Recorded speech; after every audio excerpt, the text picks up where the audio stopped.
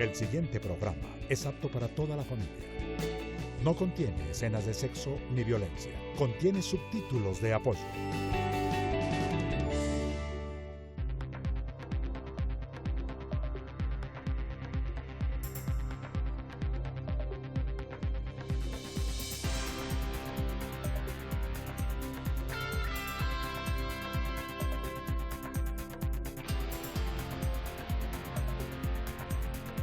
Buenos días, mi nombre es Mario Morales, defensor del televidente del Canal 1. Bienvenidos a Uno TV, el espacio de todos ustedes, los televidentes de este canal. Durante los próximos 30 minutos, ustedes son los protagonistas y la razón de ser de nuestra labor.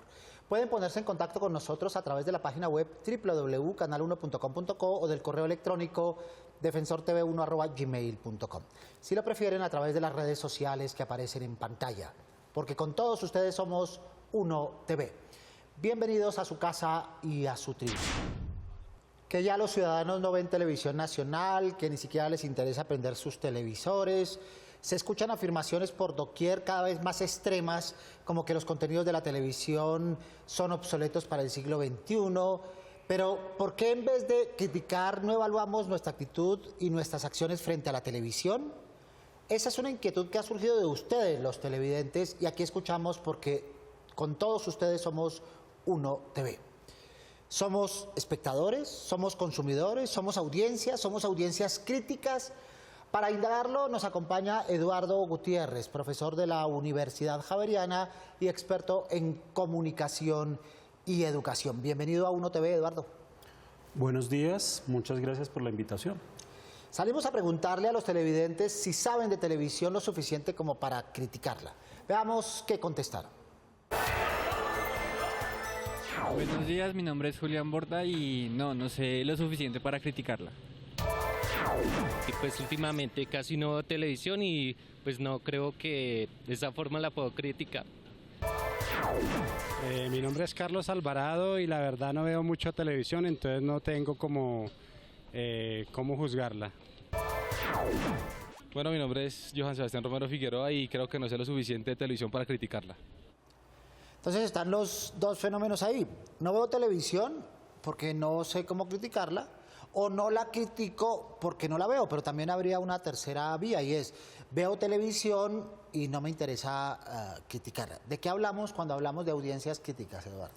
Estamos hablando de un tipo muy particular de audiencia que decide qué quiere ver, qué opina, que dialoga con otros, que es capaz de enfrentarse a la televisión con un cierto criterio. En la vida cotidiana en general esto es lo menos frecuente, pero por ese punto estamos. Bien, luego ahí hablamos de la posición del televidente frente a la pantalla. ¿Es pasivo, es paciente o es agente o es activo? Debe ser las dos cosas, se vale estar en un momento en un lado y después en el otro. ¿Cómo le explicamos a los televidentes? ¿O todo el tiempo tienen que estar en alerta continua para, digamos, evaluar lo que pasa por su pantalla? Una combinación. En principio tendremos que entender que las audiencias son activas, estando frente al televisor y así sea simplemente cambiando el canal. Queremos unas audiencias activas que realicen otras cosas, tal vez que opinen, tal vez que debatan, todo este tipo de dimensiones. Pero en general, la manera en que nos hemos construido como audiencia tiene que ver con esa posición cómoda de recibo lo que me entregan y esto que me entregan es lo que hay y por tanto pues me quedo tranquilo. Es condición pasiva. Uno de los cometidos que tenemos en este programa desde los inicios es justamente formar, ayudar en la pedagogía, en la perspectiva de audiencias críticas. Suena eso muy general, miremoslo en particular con el televidente que está allá al otro lado de la pantalla. Televidente crítico, ¿cómo sería el perfil de un televidente crítico? No, un televidente crítico es el que toma decisiones, no solamente el que ve y comenta, porque es que ver y comentar es parte de la actividad normal del espectador, de la audiencia, del consumidor. No, aquí toma decisiones. ¿Qué decisiones toma? Pues la más radical de todas, apaga. ¿Qué decisión toma? No sigue más este programa. ¿Qué decisión toma? Quiere ver otra cosa distinta. Y tal vez eso es precisamente lo que es más importante mirar. Pero hay una condición, que esas acciones son acciones conscientes, intencionales, reflexivas, ¿o no? Sí, tienen una condición reflexiva, pero digamos que hay una parte de esto que tiene que ver con el gusto. El televidente crítico también es un televidente que reacciona. Y es un televidente que reacciona y dice, esto no me gusta, ya me voy de acá, y esa posición es una posición de una acción concreta. Ahora, la parte reflexiva, a mi manera de ver, sí está más asociada como a las comunidades, es decir, a la posibilidad de dialogar sobre la televisión que se ve, de conversar con el otro, de ponerla en juego, de aprovechar eso en nuestro circular cotidiano sobre qué es lo que estamos viendo. Luego cabe en esa categoría de audiencia crítica el televidente, que además ha sido categorizado mayoritariamente masculino, que va canaleando y no se engancha con ¿eso es audiencia crítica o no entra en la categoría? Hombre, tendríamos que decir que ahí es una audiencia activa, pero no necesariamente es una audiencia crítica, porque la audiencia crítica tiene que ver con el gusto. Ahí tal vez estamos en un mínimo de percepción, un nivel básico, pero no necesariamente estamos en un nivel donde estamos actuando realmente. Muy bien, incorporemos a esta conversación a nuestra experta de hoy, Salwa Avisambra, que es asesora audiovisual y de contenidos. Salwa, ¿qué iniciativas conoces tú del Estado y de la sociedad civil para formar audiencias críticas televisivas? Desde el Estado se han generado muchas iniciativas para la construcción de audiencias críticas, desde la antigua Comisión Nacional de Televisión e incluso ahora también con la Autoridad Nacional de Televisión. Se han presentado estrategias muy importantes. Una de ellas ha sido trabajar con universidades para que a partir del conocimiento generado por las universidades en la visualización de material de televisión se puedan construir herramientas que le permitan a los ciudadanos ver la televisión de una manera mucho más crítica. También se hicieron alianzas, una de ellas muy importante con el profesor Antanas Mockus, en donde hubo una vinculación entre canales de televisión, Estado y televidentes, con el objetivo de promover que los televidentes identificaran las emociones que tenían cuando veían televisión, y de esta manera lograr una mayor comprensión de qué es lo que ocurre cuando el televidente se sienta frente a la pantalla. Desde la sociedad civil también he conocido algunas iniciativas, algunas lideradas por Red Papás, por ejemplo, en donde fomentaban la participación de los niños frente a lo que veían en televisión. Muy bien. Luego, las audiencias críticas no se dan por generación espontánea.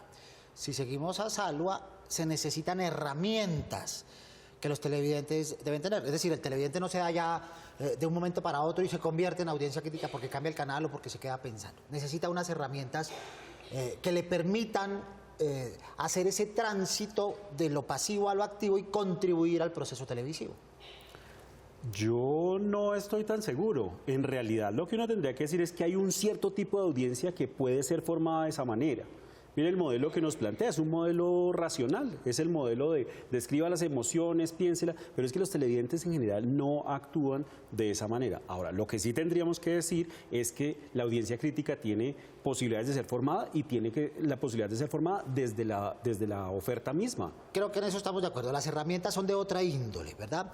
Las herramientas son en principio de conocimiento básico, de entender el proceso, de comprender lo que pasa allá adentro para poder hacer enganche, para poder hacer conexión.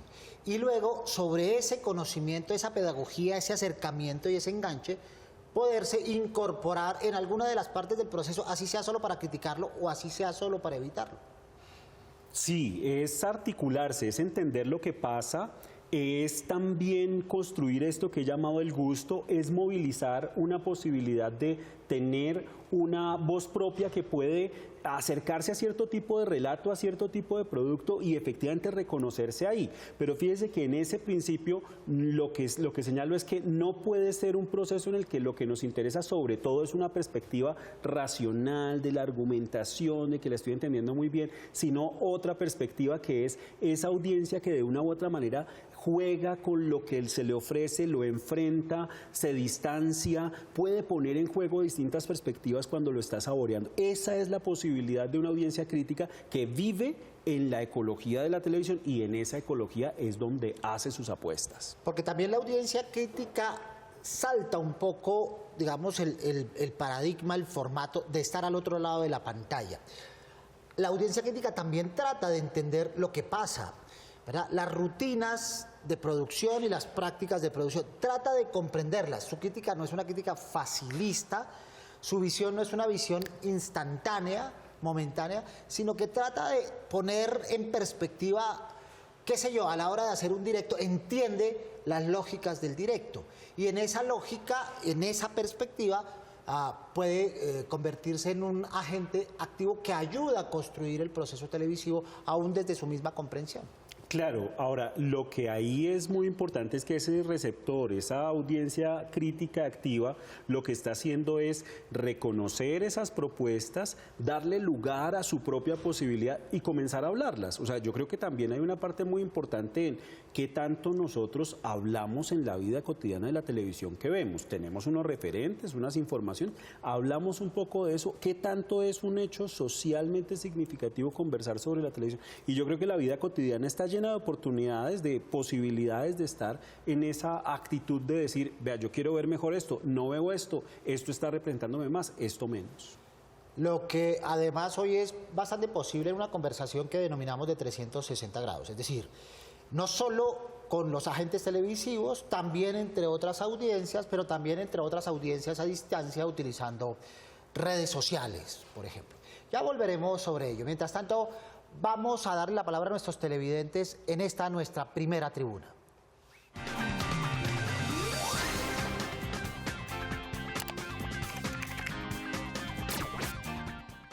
Hola, soy Sara Usme y con respecto a las quejas que tengo de la televisión colombiana, creo que los canales comerciales no ofrecen ningún programa de interés, no hay programas ni propuestas críticas frente a lo que pasa en el país, repiten a toda hora lo mismo. Creo que la televisión pública ha cumplido una mejor función de divulgar e informar bien a la gente en Colombia. Bien, ese concepto es unánime entre nuestros televidentes, reconocen el valor de la televisión pública y de programas y de parrillas como la que se hace aquí en Canal 1. Pero también, y digamos, poniéndonos en un papel un poco más exigente, también reclamamos de las audiencias que correspondan a esa calidad con la expectativa de ver televisión, es decir, que eso genere públicos que vean televisión pública y que no se quede solo como un decir, que se note en las mediciones de sintonía que se está consumiendo televisión pública y que no nos quedemos como en un eslogan, un lema que dice, chévere la televisión pública, pero nunca la vemos.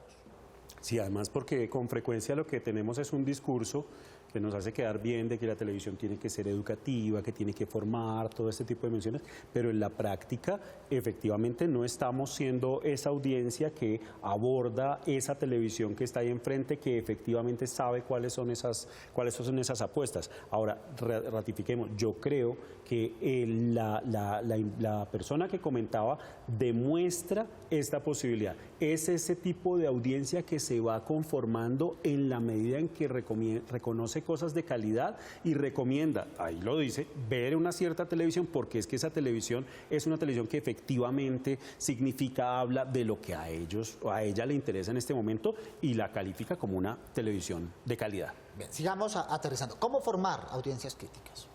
Yo creo que hay muchas dimensiones, habría que pensar desde los distintos lados. La primera es la oferta de calidad. O sea, yo creo que la oferta de calidad va modificando las posibilidades de las audiencias. Primer elemento central. Segundo elemento central, yo creo que los espacios que se abren para la participación deben ser espacios reales. La participación simulada, la participación allí como que más... Eso no genera una audiencia crítica. Cuando la audiencia puede tener la posibilidad de decir, mire, a mí me interesa esto y el canal está haciendo esto y el programa está haciendo eso, siente ese reconocimiento y se vuelve activa, se vuelve dinámica, se siente en la interlocución. Y hay un tercer nivel que es fundamental y es ese que señalaba antes. Nosotros tenemos una débil crítica No tenemos una crítica en términos de la relación con los medios, y los diálogos sociales, estoy diciendo, los de la casa, los de los pares, los de los amigos, los de el espacio escolar, etcétera, son diálogos muy frágiles sobre la televisión. En ese sentido, creo que ahí están los escenarios reales y concretos de la formación de audiencias críticas. Muy bien, este es un derecho que tienen los televidentes a hablar mal de la televisión, a quejarse, a apagarla, a denostar de los contenidos. Ese es un derecho, por supuesto. Pero ese que puede ser el germen de una audiencia crítica, ¿cómo se puede alimentar para que se convierta en una audiencia crítica? Digamos, ¿cuál es el tránsito que debe sufrir para que se convierta en audiencia crítica?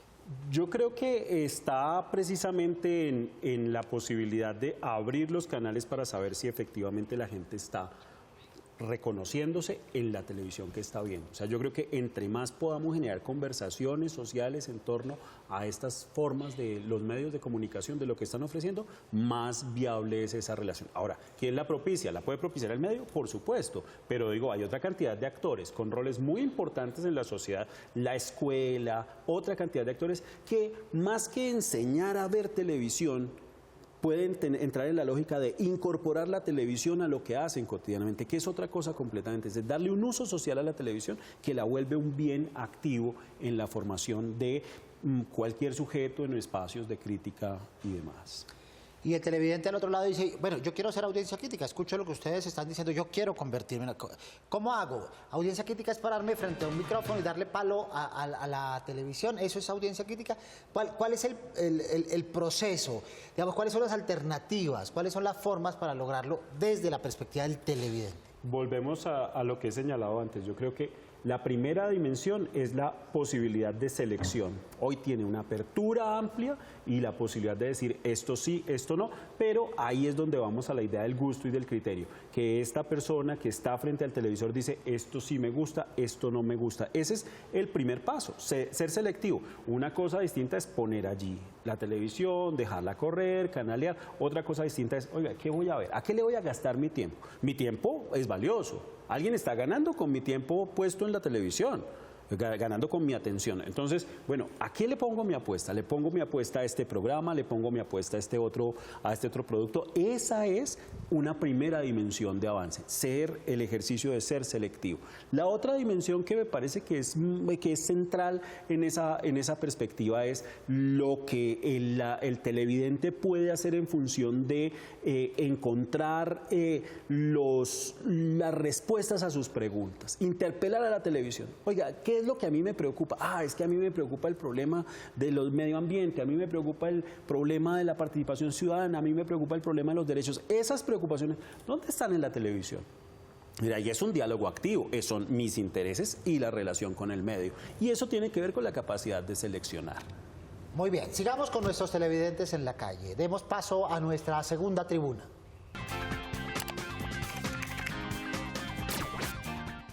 Mi nombre es Salomón Eljado Riscala y mi sugerencia es que la televisión colombiana coloque contenido mucho más variado y educativo para la infancia y la adolescencia. Bueno, hay dos públicos que están absolutamente descuidados, dos targets, dos núcleos, dos nichos, que son los jóvenes y los niños. Pero también a través de otro tipo de contenidos de entretenimiento, contenidos que los convoquen a vivir la fantasía, contenidos que los convoquen a conocer de otros mundos sin que taxativamente sean educativos o formativos, ¿verdad? Sí, ahora lo que tenemos ahí es cuál es la construcción de esa idea de audiencia que tenemos. ¿Quiénes son los niños como audiencia hoy? O sea, ¿cuáles son sus universos? Probablemente habría que preguntarse si lo que estamos poniendo en un momento determinado, con unas cosas absolutamente didácticas, escolarizadas, es lo que los niños quieren ver.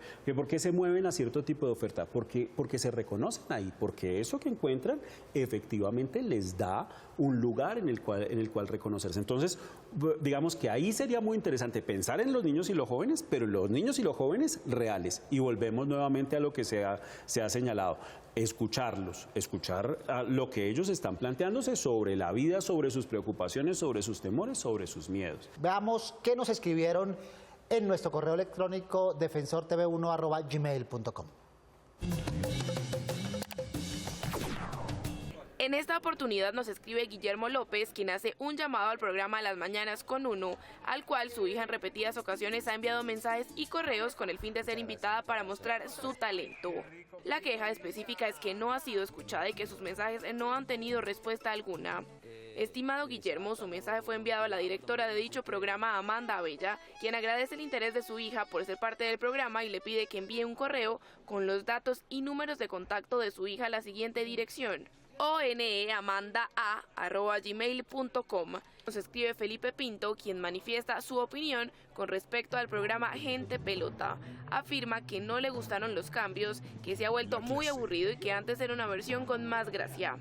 Hemos enviado su comentario al programa Gente Pelota, quienes afirman que los cambios son necesarios y que el programa ha aumentado su rating y ha captado la atención de más públicos. Además, con los cambios se están preparando para la Copa América y los Juegos Olímpicos. Aún así, le ofrecen una disculpa. Para finalizar, nos escribe Stanley Richards, quien manifiesta su inconformidad con el programa Juntos a las 3, en el cual, según nuestro televidente, la presentadora no aporta nada. También propone que el canal emita en ese espacio programas culturales de interés. Con respecto a su inquietud, queremos aclararle que la doctora Carmenza Larrazábal es una profesional en el campo de la sexología. Además, es profesional en Derecho y Psicología. Sin embargo, puede comunicarse con el productor del programa, Diego, al teléfono 410-7236, a la extensión 107 o al correo juntosalas3@gmail.com. Muy bien, audiencias críticas. Sigamos con nuestro tema central, Eduardo. Hablemos un poco de experiencias habidas o que pueda haber en nuestro país con respecto a la televisión que tenemos. Muy bien, yo creo que arranquemos por una muy radical que se ha dado en algunos momentos, que es la posibilidad, por ejemplo, de día sin TV. ¿Qué significa esa relación de silenciar el contacto con el medio en un momento, pero aparte de eso, aprovecharla como una oportunidad reflexiva? Porque, digamos, como la televisión se vuelve ambiente, es el aire que respiramos todos los días, pues entonces no podemos suspender esa relación. Si se suspende, ¿qué sucede? ¿Qué posibilidades? Entonces yo creo que hay tipos, esa es una experiencia de tipo radical, es un movimiento, hay una corporación que organiza ese evento, demás, pero un poco en la figura tendríamos que decir es cuáles son esos episodios, esos sucesos, esos acontecimientos sociales en relación con la televisión que serían clave como mecanismo para poder conseguir que esa suspensión, esa relación llame la atención del televidente. Digamos, ese podría ser un tipo de experiencia. Otro tipo de experiencia que ya está más asociada a lo que hoy está pasando en el ámbito escolar, en el ámbito de las comunidades, es la posibilidad de que los niños y los jóvenes puedan crear, producir mensajes. Si yo tengo la experiencia de saber cómo es cubrir una noticia y resulta que yo hago una versión aquí única con una persona, me doy cuenta que, oiga, es que necesita uno que hable más de una persona, que haya varias fuentes, que tenga una posibilidad de contarlo desde cierta manera, etcétera. La sensación de poder conocer el lenguaje del medio como un tipo de aprendizaje, y hoy en la escuela no es generalizado, pero hay experiencias que van mostrando la posibilidad de ser creadores de contenido, y eso genera una posibilidad de tomar distancia sobre la calidad de lo que estoy viendo. ¿Cuáles serían los beneficios? Uno, la cualificación. Podríamos pensar que en un grado determinado la cualificación de los contenidos por intervención de las audiencias críticas podrían tener mejoría. Podríamos ser optimistas al respecto. La segunda, la posibilidad de mejorar la experiencia de consumo y de uso de las mismas audiencias si tienen esta perspectiva de audiencias críticas. ¿Hay otros beneficios colaterales? Yo creo que sí. Yo creo que el beneficio complementario tiene que ver con la capacidad y la posibilidad de que la televisión se convierta en una herramienta para pensar mi vida cotidianamente. O sea, es que también esa es una parte central para poder reflexionar, para entender otras visiones del mundo, para incluso, digamos, en procesos como los que vive hoy el país, tener un criterio para decir dónde me paro yo frente a un determinado fenómeno. Ese lugar es un lugar central y tendríamos que decir que perdidos en la relación con los medios, hemos caído en el riesgo de que esa parte, que es la parte central de lo que los medios deberían ofrecer, se pierde en la manera como formamos para tener audiencias. Muy bien, regresemos con Salwa Avisambra. Salwa, para ti, ¿qué ingredientes o qué elementos se necesitan para tener audiencias críticas en televisión? Para tener audiencias críticas, considero que es muy importante conocer cómo funciona el modelo de televisión, porque por un lado está el Estado que regula y vigila lo que transmiten los canales de televisión. Por el otro lado están los canales de televisión que tienen la potestad de difundir lo que ellos consideran relevante y los contenidos que determinan de acuerdo con unas normas que ya estableció el Estado. Y finalmente está el televidente, pero el televidente es la parte más frágil dentro de toda esta ecuación. Entonces es muy importante que el Estado intente mediar entre esa relación de poder que hay, de un poder muy grande de los canales de televisión con un poder muy limitado de los televidentes, de manera que facilite el suministro de herramientas y de conceptos que le permitan al televidente entender qué es lo que está recibiendo de los canales de televisión. Ahora, así como a muchos años atrás nos enseñaban siempre a leer de manera crítica la literatura, ¿no?, escrita, es muy importante que cada vez más los colegios, los padres de familia, enseñemos a nuestros hijos a ver televisión también, como a no tragar entero y a darles conocimiento para que ellos sepan qué es lo que están viendo en televisión, que no todo lo que ven en televisión es cierto, que no todo lo que ven en televisión es relevante. Sin embargo, en este momento nos encontramos frente a un reto adicional y es que cada vez más estamos frente a otras alternativas tecnológicas de contenidos. Entonces no sería justo ni legítimo seguir enfocándonos en la televisión porque nuestros niños, nuestros jóvenes están sometidos a muchos otros contenidos que son incluso mucho más difíciles de regular y de controlar, como es Internet, la telefonía, otras plataformas de suministro de comunicación, como Netflix, como diferentes plataformas de cable. Entonces ya enfocarnos únicamente en la televisión, a mi modo de ver, nos queda muy restringido frente a la gran oferta audiovisual y de contenidos de la que somos objeto hoy. Casi que se están configurando audiencias críticas multimediáticas para ponernos un poco a tono con lo que estamos percibiendo hoy. Sigamos acercándonos a ustedes, nuestros televidentes. Por eso le preguntamos a Lina Panteves, ¿qué está pasando en nuestras redes sociales en estos momentos, Lina? En Instagram nos escribe Fabiana PRZ y dice: sería interesante poder saber qué actitud tomará la televisión luego de la finalización del acuerdo de paz. La televisión no puede esperar a la finalización del proceso de paz, tiene que pensarse, repensarse y proyectarse para el momento presente, que es el momento de consumo inmediato, y tiene que comenzar a planearse para luego de la firma del acuerdo. Pero en televisión la planeación es interesante en el futuro, pero es clave en el consumo presente. Nuestro siguiente comentario en Facebook nos dice Juan David Gutiérrez: me pareció muy buena la participación del maestro Jesús Martín Barbero. Muy buenos aportes y argumentos. Bueno, Jesús es el paternoster de casi todos nosotros y a él le debemos mucho de este aprendizaje. Concluyamos, Eduardo. Audiencias críticas para entrar a tono, multimediáticas. ¿Qué necesitamos? ¿Cómo fraguamos? ¿Cómo llevamos esto, digamos, a lógicas de realidad en estos momentos? Listo, yo creo que lo primero tiene que ver con, y la última intervención de la experta que teníamos, es hay que hacer un paso más a lo que ella decía. Hay que pasar de receptores, de lectores, a escritores.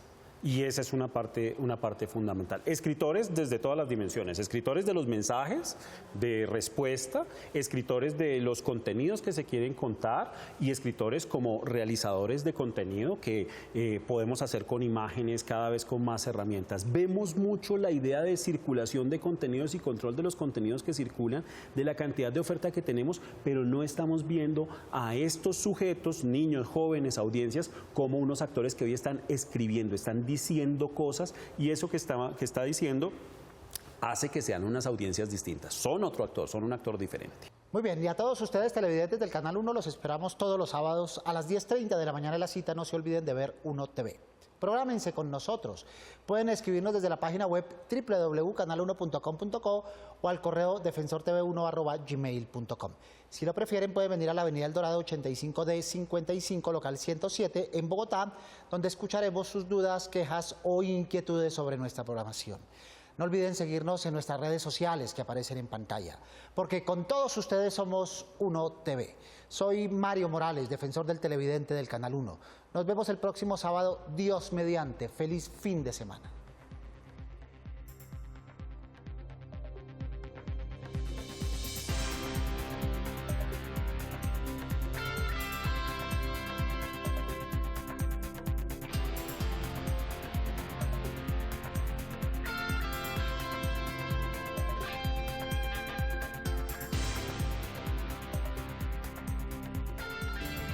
El anterior programa lo presentó RTVC, Sistema de Medios Públicos, con el auspicio de la Autoridad Nacional de Televisión, ANTV.